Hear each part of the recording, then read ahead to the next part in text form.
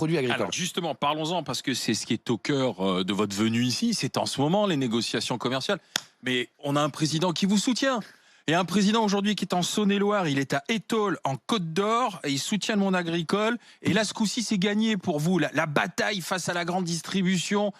Vous allez voir, le rapport de force va s'inverser, Samuel Vandel. Alors, je suis pas sûr que ça soit tout à fait gagné. Le problème, c'est qu'à ce stade-là, on n'a pas les vrais retours parce que toutes les négociations se font dans des box à huis clos entre justement la grande distribution et l'intermédiaire. Et donc, rien ne sort, rien ne filtre. On a simplement des échos ici ou là de ce qui peut se passer.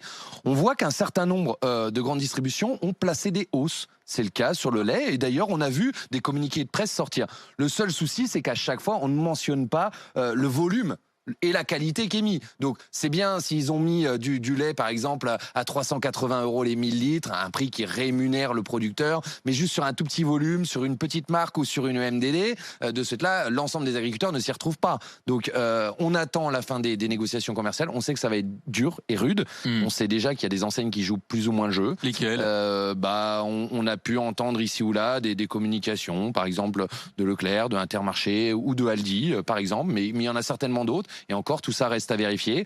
Nous, on milite aujourd'hui pour une vraie prise en compte de nos coûts de production, de ce que ça nous coûte. Il n'y a que le gouvernement qui peut vous aider à tordre un peu le bras des... Bah écoutez, on a fait les états généraux de l'alimentation. Ah Tout oui, n'est pas acheté dans les états généraux de l'alimentation. On est d'ailleurs beaucoup venu sur vos plateaux pour en parler. C'était quelque chose d'assez important à mettre en place. Simplement, le gouvernement a fait confiance à l'ensemble des acteurs de la chaîne pour se dire que tous ensemble, on avait fait un effort pour payer réellement nos produits. Aujourd'hui, sur la base du volontariat, ça ne marche pas. Donc nous, on demande au président de la République, et je lui demanderai demain à 17h15, étant donné que j'ai un rendez-vous avec lui, de pouvoir renforcer cette loi-là, justement en obligeant l'ensemble des acteurs à prendre en compte nos coûts de production. Parce que c'est normal qu'un agriculteur puisse vivre dignement de ses produits. Oui, mais justement, en fait, il me semble que quasiment le seul secteur avec Amazon, mais le seul secteur qui a gagné de l'argent pendant cette pandémie, c'est la grande distribution. Et on voit bien d'ailleurs les Carrefour et autres, enfin, ou Leclerc, etc. Ils ont tous un chiffre d'affaires qui a énormément augmenté. Donc, ça serait bien c'est peut-être le moment pour vous, allez-y, parce que vous soyez un peu gagnant aussi par rapport à cette victoire de la grande distribution quand même. Alors c'est le paradoxe, c'est très vrai ce que vous dites. Ils ont tous eu des chiffres qui ont augmenté de 2-3% des chiffres d'affaires, sachant qu'en même temps, ils ont quand même un certain nombre de secteurs qui sont restés fermés. Oui. Je pense par exemple aux agences de voyage, aux bijouteries, aux parapharmacies, aux produits non essentiels. Je pense qu'ils ont mangé beaucoup. Alors, les gens ont plus mangé, ça vous avez raison. Et d'ailleurs, le fait que l'ensemble des restaurants soient fermés, les gens ont plus consommé. Mais en attendant, on se rend compte que quand même, si vous allez faire vos courses dans un magasin, un certain nombre de prix ont augmenté pendant le confinement. Le cas par exemple du papier toilette qui dans certains cas a pris 140% d'augmentation alors que c'est toujours le même mais donc ils ont quand même augmenté leur marge sur un certain nombre de produits. Nous la seule chose qu'on demande c'est que cette marge, cette valeur en plus, vous n'avez pas gagné plus d'argent. Nous on n'a pas gagné plus d'argent pendant la partie en un an de Covid. Est-ce qu'il y a le secteur de l'agriculture, il a souffert ou pas?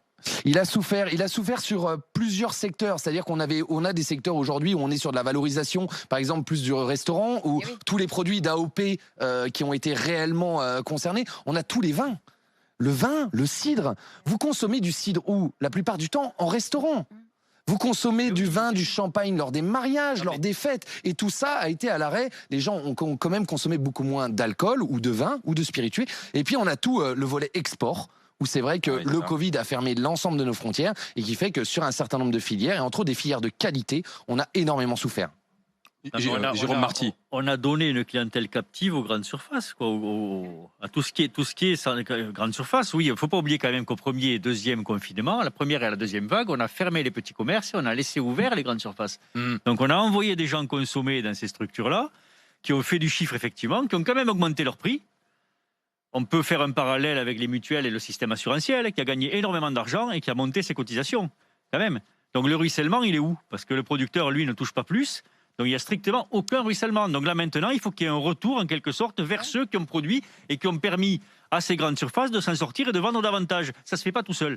Tout à fait, moi je rejoins ce que vous dites. D'ailleurs, l'ensemble des grandes surfaces sont venus nous voir et voir ceux qui faisaient de la vente directe en disant mais nous on a besoin de produits, on n'a plus rien dans nos rayons, donc aidez-nous. Moi je voudrais juste revenir sur un élément parce que il s'agit aussi, et les auditeurs qui nous écoutent voient aussi leur pouvoir d'achat qui a diminué.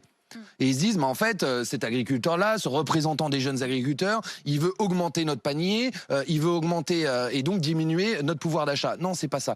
Juste quelques chiffres. Sur le lait, aujourd'hui, ce que l'on demande en hausse, c'est 3 centimes sur la brique. 3 centimes. Sur l'œuf, c'est 1 centime. Par exemple, sur l'œuf, c'est l'équivalent de 2,10 € par ménage par an. Ah oui. Non mais faut quand même juste remettre l'église au milieu du village et on est en train de se battre pour ça. Vous vous rendez compte? C'est un débat immonde. Gilles William Goldadel.